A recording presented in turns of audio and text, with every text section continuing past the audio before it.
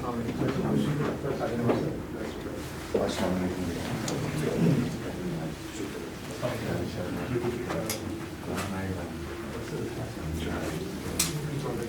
لگا collar mic.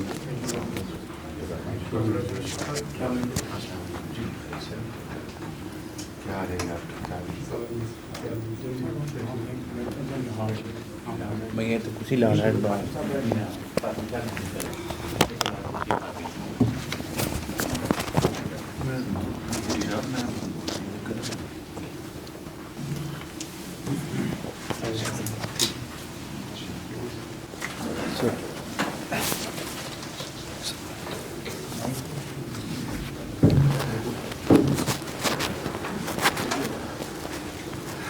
آپ نے کوئی چائے کافی پی کہ نہیں؟ اس کے بعد اچھا، پہلے بھی پینی چاہیے تھی، بعد میں پینی چاہیے تھی.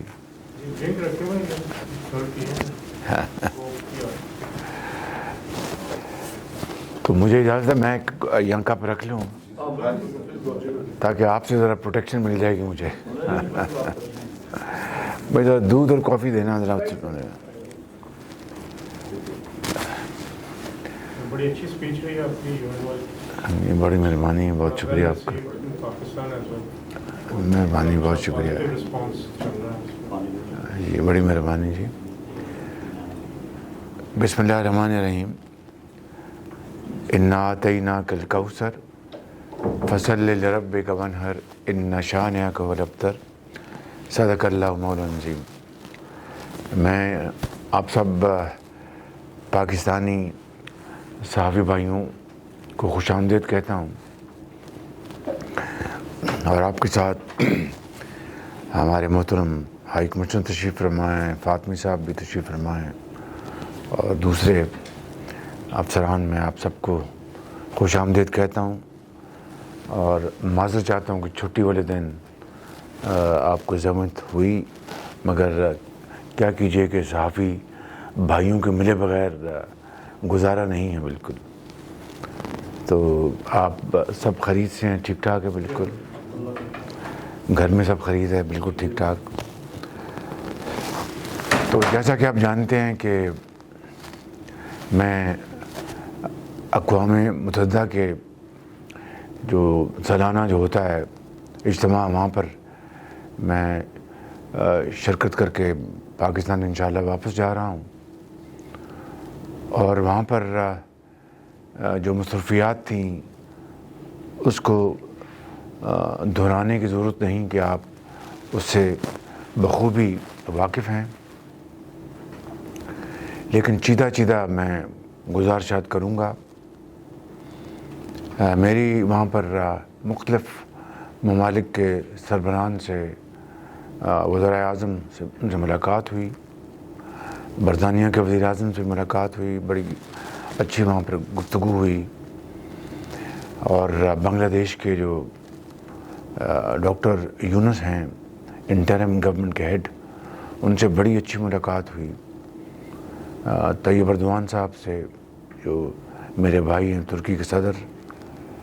عراق کے وزیر اعظم سے ملاقات ہوئی. کویت کے جو ولی عہد ہیں ان سے ملاقات ہوئی، اور دوسرے جو زعماء تھے ان سے ملاقات ہوئی. اور بڑی اس میں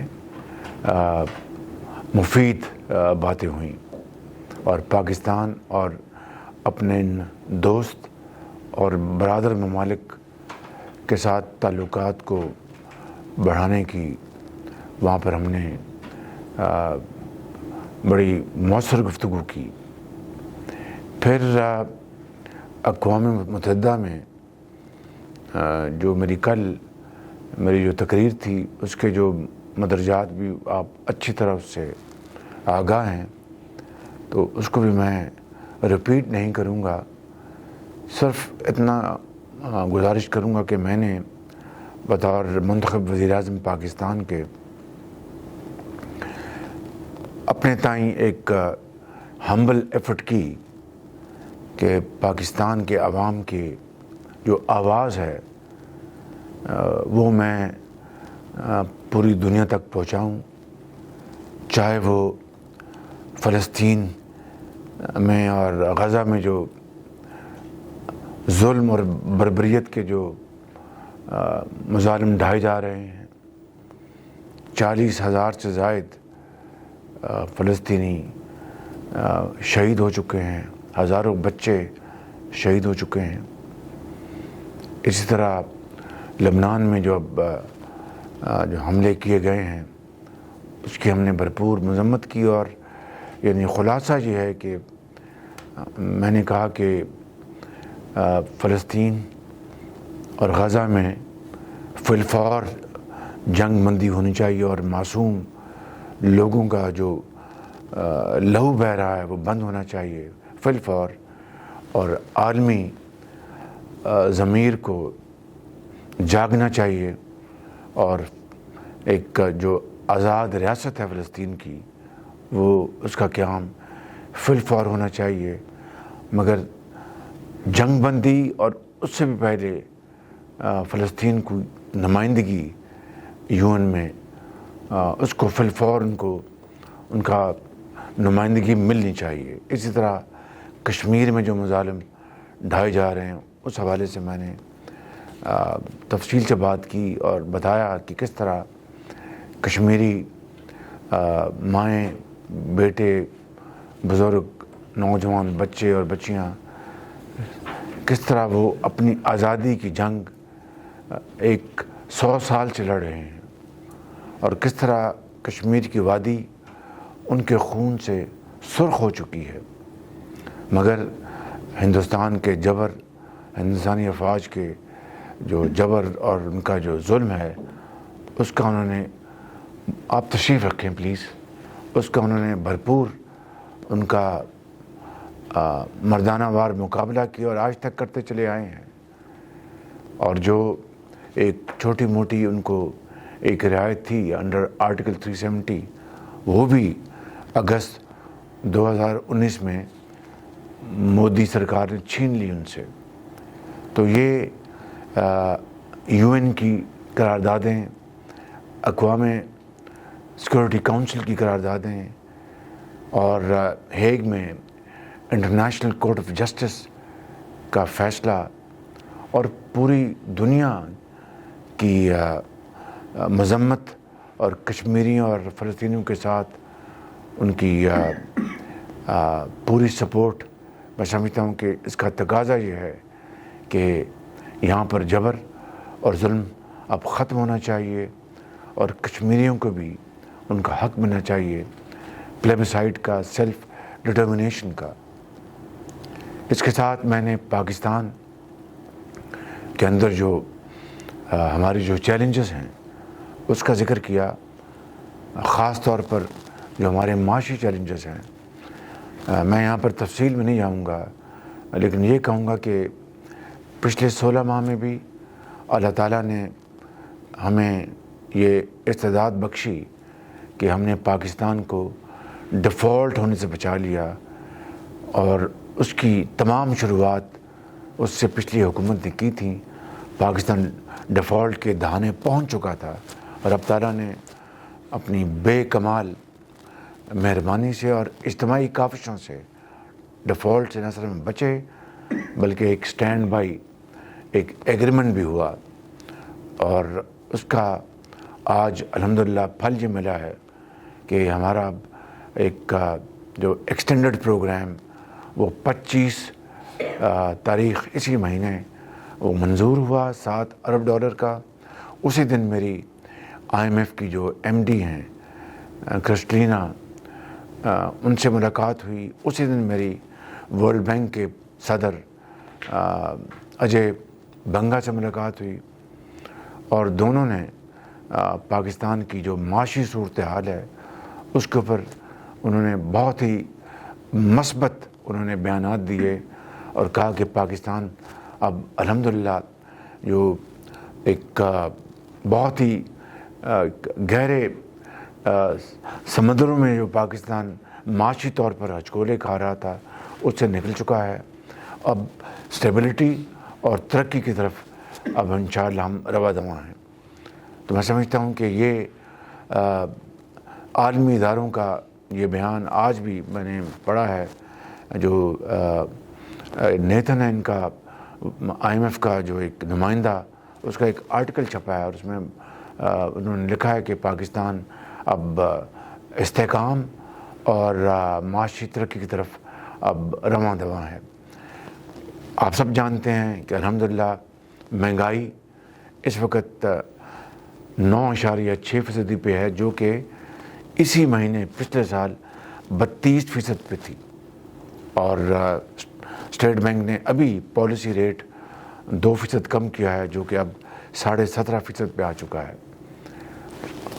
اور اسی طریقے سے پاکستان کے اندر جو عام اشیاء خرد و نوش ہیں ان کی قیمتیں بھی مستحکم ہو رہی ہیں، اور وہ جو بوجھ تھا، بدترین مہنگائی کا بوجھ غریب آدمی کو جس نے اپنے بوجھ تلے کچل دیا تھا، وہ الحمدللہ اب وہ صورتحال بہت بہتر ہو چکی ہے، اور معاشی ترقی کی طرف ہم انشاءاللہ بڑھ رہے ہیں۔ لیکن اس کا مطلب یہ نہیں کہ ایوری تھنگ از ہنکی ڈوری۔ بے پناہ محنت، بے پناہ قربانی، بے پناہ پسینہ بہانا ہوگا، جو ہمارا جو ٹیکس بیس ہے اس کو بڑھانا ہوگا۔ جو لوگ پہلے ٹیکس دیتے ہیں ان کے اوپر مزید ٹیکسوں کا بوجھ لا دیں گے، نہ ملک ترقی کرے گا، نہ ٹیکس بڑھیں گے، نہ معاشی ترقی ہوگی۔ ہمیں ٹیکس بیس بڑھانا ہوگا، اور اشرافیہ جس کی ذمہ داری ہے، آج تک اگر قربانی دی ہے پاکستان میں تو عام آدمی نے دی ہے، چاہے وہ مہنگائی ہو ان کے اوپر بوجھ پڑا، چاہے وہ ٹیکس لگے ان کے اوپر بوجھ پڑا، چاہے دوسرے اخراجات ان کے اوپر بوجھ پڑا۔ آج عام آدمی 77 سال قربانی دیتا آیا ہے، آج قربانی دینے کا وقت اشرافیہ کا ہے۔ جو ہیوز جو ہیں، ہیو ناٹس تو بیچارے مہنگائی کے بوجھ تلے پس گئے، اور انشاءاللہ ان کو اب اس میں سے نکالنے کا وقت ہے، اور جن کو اللہ تعالیٰ نے صاحب حیثیت بنایا ہے ان کا آج یہ فرض ہے، اور مجھے یقین ہے کہ وہ بڑھ چڑھ کر اظہار اور قربانی کا مظاہرہ کریں گے، اور پاکستان کی ترقی اور خوشحالی میں اپنا ہاتھ بٹھائیں گے۔ آخری بات میں ابتدائی کے طور پر یہ کہنا چاہتا ہوں کہ میں پہلے بھی بات کر چکا ہوں، آج پھر کہنا چاہتا ہوں کہ IMF کا پروگرام یہ پایا تکمیل تک نہ پہنچتا اگر ہمارے انتہائی برادر ملک سعودی عربیہ،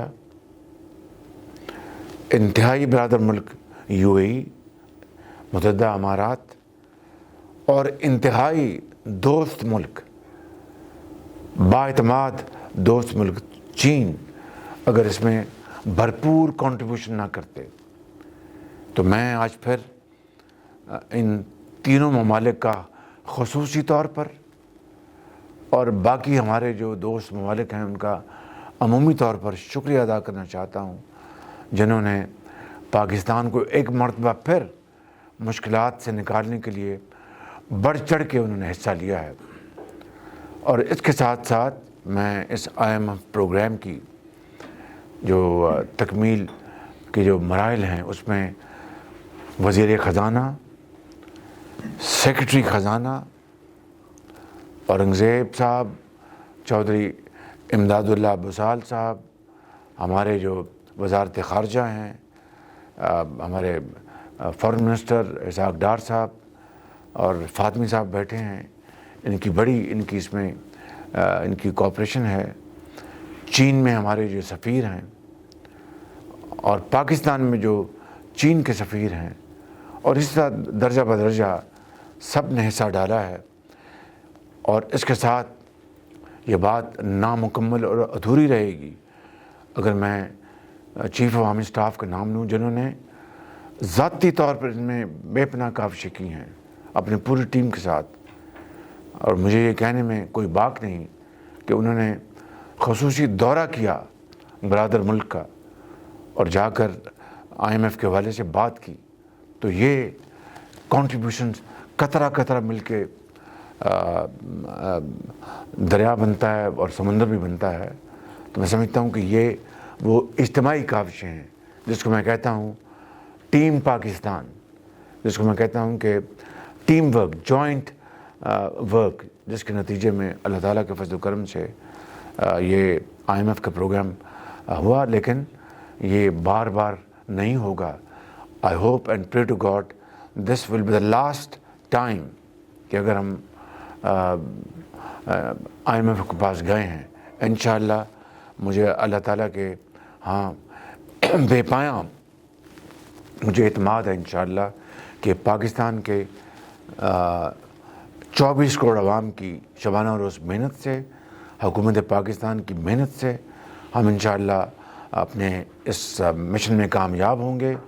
ملک آگے بڑھے گا اور دوبارہ کبھی ہم IMF کے پاس جانا نہیں پڑے گا. میں IMF کا بھی شکریہ ادا کرتا ہوں کہ انہوں نے ہم پہ اعتماد کیا، اور اللہ تعالیٰ کا بے پایاں فضل و کرم ہے کہ ہم آج مشکلات سے نکل کر ترقی کی طرف ہم بڑھنے جا رہے ہیں. لیکن شرط یہ ہے کہ شبانہ روز محنت، بلڈ اینڈ سویٹ کی یہ کہانی ہے. یہ کوئی بیٹھ کر گپیں مارنے کی، وقت ضائع کرنے کی کہانی نہیں ہے.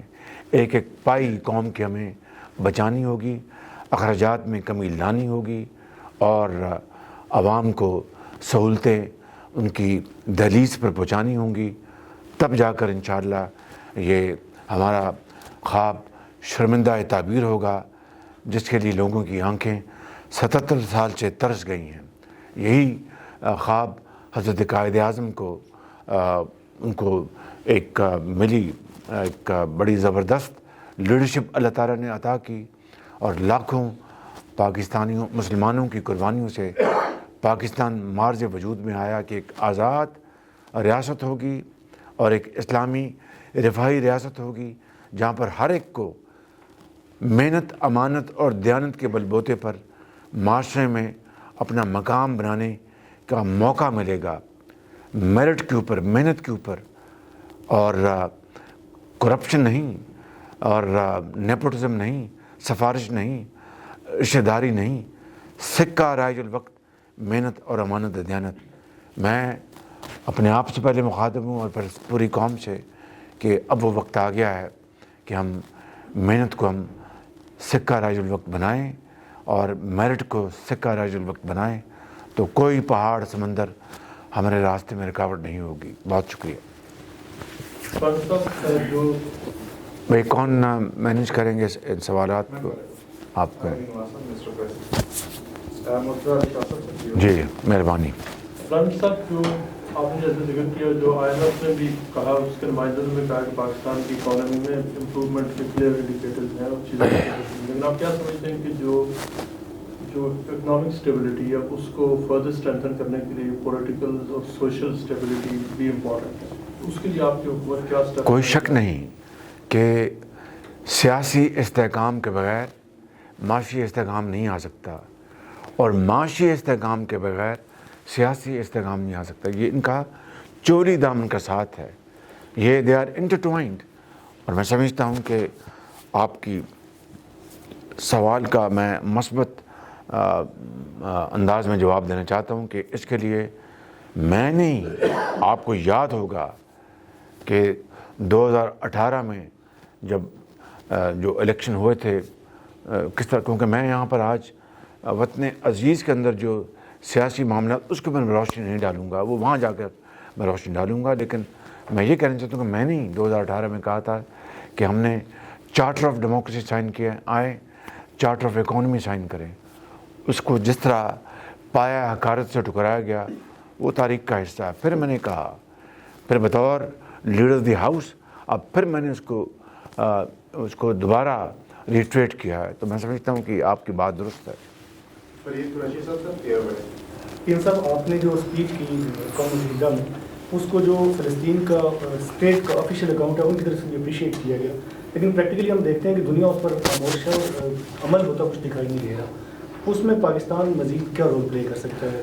میں نے کل اپنی تقریر میں بڑی وضاحت کے ساتھ، بہت صراحت کے ساتھ ساری بات بیان کی ہے، اور میں نے کہا ہے کہ پاکستان تمام ان ممالک کے ساتھ، تمام ان قوتوں کے ساتھ مل کر ہم اس بات پر ہمیں فل فور نمبر 1 وہاں پر جنگ بندی کرانا ہوگی کہ اگر خدا نہ خواستہ جنگ بندی نہ ہوئی تو نہ صرف یعنی معصوم جانوں کا مزید قتل عام ہوگا، مزید شہادتیں ہوں گی، جس سے کہ دنیا کے امن کو بے پناہ نقصان پہنچ چکا ہے، اور مزید نقصان پہنچا تو خدا نہ خواستہ it will be an irreparable damage. تو میں سمجھتا ہوں کہ یہ میں نے بات کہی. اور دوسری بات پھر میں کہتا ہوں کہ ہمیں جو فلسطین کی جو آزاد ریاست کے قیام کے لیے اور 1967 کے جو جغرافیائی جو بارڈرز ہیں ان کے اوپر ہمیں جانا ہے، اور ہمیں اس بارے میں کوئی ہمیں شک نہیں کہ پوری قوت کے ساتھ اور پورے اعتماد کے ساتھ القدس کو ہمیں فلسطین کا دارالخلافہ بنانا ہے. اور اس کے لیے میں سمجھتا ہوں کہ ہمیں پوری اجتماعی کاوشیں کرنی ہوں گی. اور جو سعودی عرب کے ہمارے فرما رواں ہیں، جب میں سعودی عرب گیا تھا تو ان سے میری بات چیت ہوئی تو پوری ہم آہنگی اور اس بارے میں وہ پوری طرح مستعد ہیں. اور میں سمجھتا ہوں کہ وہ اس بارے میں ایک لیڈنگ رول ادا کر رہے ہیں، جس کے لیے میں نہ صرف ان کا شکریہ ادا کرتا ہوں، میں سمجھتا ہوں کہ وہ انشاءاللہ مزید اس میں آگے بڑھیں گے انشاءاللہ. مسٹر پرائم منسٹر، آپ نے اپنی ابھی تقریر میں بھی کہا کہ چیف آف آرمی اسٹاف نے کافی کوششیں کی. ایک تو بھئی قوم کو پتہ ہونا چاہیے کہ حقائق کیا ہے. جی، تو اس میں حقائق کیا ہیں قوم کو پتہ ہونا چاہیے. تو جو اس وقت ایک تو سول ملٹری ریلیشن شپ کہہ رہے ہیں کہ آئیڈیل سٹیج پہ، اور آپ دونوں سائڈ جو مل کے پاکستان کو آگے لے جانے کی کوشش کر رہے ہیں. ایک تو اس پہ بتائیں کہ جو خاص طور پر ایک تو پاکستان ڈیجیٹل دہشت گردی کا شکار ہے پچھلے چند عرصے سے، اور ثانیہ 9 مئی جو ہوا اور حکومت دفاع پاکستان کے جو ادارے ہیں ان پر اٹیک کیا گیا. ایک تو اس حوالے سے اسٹیٹ آف پاکستان جو ہے وہ کیا رول ادا کر رہی ہے، اور چیف آف آرمی اسٹاف کا جو کردار رہا ہے پچھلے سال 1.5 سال میں آپ کے ساتھ، اس حوالے سے اور مستقبل میں آپ کی اس حوالے سے کیا پلاننگ ہے؟ دیکھیں، میں نے آپ کو خود اپنے ابتدائی میں بتایا کہ یہ جو IMF کا پروگرام ہوا ان میں جہاں پر حکومتی سطح پر، سیاسی سطح پر اور پروفیشنل لیول پر جو دن رات کاوشیں ہوئی ہیں، سفارتی لیول پر وہاں پر چیف آرمی اسٹاف خود ایک برادر ملک میں تشریف لے گئے کہ ہمارا IMF کا پروگرام ہو رہا ہے اور آپ کی مہربانی ہے. اور انہوں نے کہا کہ بالکل ہم پاکستان کے لیے ہر طور پر مدد کرنے کے لیے تیار. انہوں نے کی. انہوں نے جو آپ نے سوال کیا ہے وہ 9 مئی کا جو واقعہ ہوا ہے وہ ناقابل معافی بات ہے، ناقابل معافی جرم ہے وہ. اور میں سمجھتا ہوں کہ کبھی دیکھتی آنکھ نے کبھی اس طرح کا دل خراش منظر نہیں دیکھا. میں نے آپ کو کہا کہ میں یہاں پر پاکستان کے جو اندرونی معاملات کی بات نہیں کرنا چاہتا، لیکن یہ ایک ہمارا ایک اجتماعی معاملہ ہے. تو 9 مئی کے حوالے سے جس طرح جناب ہاؤس پر دعویٰ بولا گیا، میں سمجھتا ہوں کہ ہمارے وہ شہید جنہوں نے پاکستان کے لیے اپنی جانوں کا نذرانہ پیش کیا تھا، ان کی روحیں تڑپ گئی ہوں گی. جس طرح GHQ پر ایک مذموم حرکت کی گئی اور ہمارے جو شہداء کی قبروں کی ان کی بے حرمتی کی گئی، جس طرح ہمارے غازیوں کی بے حرمتی کی گئی، ایک ناقابل معافی جرم ہے یہ. بالکل میں سمجھتا ہوں کہ اس کے اوپر کوئی کمپرومائز نہیں ہے. اور اگر ان کو احساس ہے تو وہ کھل کر قوم سے معافی مانگیں کہ ہم نے واقعی یہ بہت بڑا جرم کیا، اور ہم پوری قوم سے معافی مانگتے ہیں. ڈیجیٹل دہشت گردی جو جاری ہے، آپ کا سوال ہو گیا. آپ کا بہت شکریہ. وزیر اعظم صاحب، جب آپ کا پہلا دور تھا تو کہا یہ جا رہا تھا کہ پاکستان سری لنکا بننے جا رہا ہے.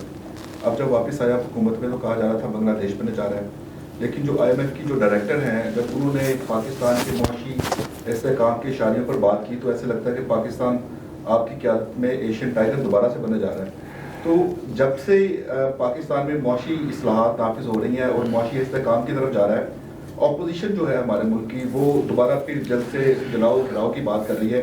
تو اس کے اوپر آپ کی کیا حکمت عملی ہے؟ آپ کی حکومت ملک میں سیاسی استحکام کے لیے کیا اقدامات کرنے جا رہی ہے؟ جی دیکھیں, IMF کی مینیجنگ ڈائریکٹر ہیں وہاں پر نیو یارک میں, جب میری ان سے ملاقات ہوئی اس کے بعد انہوں نے پریس کو خطاب مخاطب ہو کر یہ کہا انہوں نے کہ پاکستان کی موجودہ حکومت اور انٹرم گورنمنٹ, دیکھیے حقائق جو ہیں ان کو اسی طرح بیان کرنا چاہیے. انہوں نے اسٹینڈ بائی ایگرنگ بات بہت انہوں نے ریفارمز کی ہیں, اور ہماری حکومت نے ان 7 ماہ میں بے پناہ ریفارمز ایجنڈا میں, اس میں تفصیل میں نہیں جا رہا, میں نے آپ کو موٹی موٹی باتیں بتا دی ہیں. اور IMF اس سے بہت مطمئن ہے انہوں نے کہا, اور ہم پاکستان کی پوری سپورٹ کرتے ہیں. تو انشاءاللہ وہ میرے قائد میاں محمد نواز شریف کا جو خواب تھا اور ہے کہ پاکستان ایشین ٹائگر بنے گا, تو ان کے تیسرے دور میں جب وہ وزیر اعظم تھے 2013 سے لے کے 2017 تک, 17 کے بعد ان کو جس طرح ایک سازش کی طرح ہٹایا گیا وہ آپ جانتے ہیں. تو کیا ترقی کی منزلیں طے کر رہا تھا پاکستان کی جو اپنا GDP تھی وہ 6% کو کراس کر گئی تھی. پاکستان میں مہنگائی جو تھی وہ 3.5% تھی, آج 9.6 پہ ہے, اس وقت 3.5% تھی. پاکستان کے اندر بجلی کے 20 گھنٹے کے اندھیرے ختم ہو گئے تھے, اور IMF کا شاید وہ آخری پروگرام ہوتا.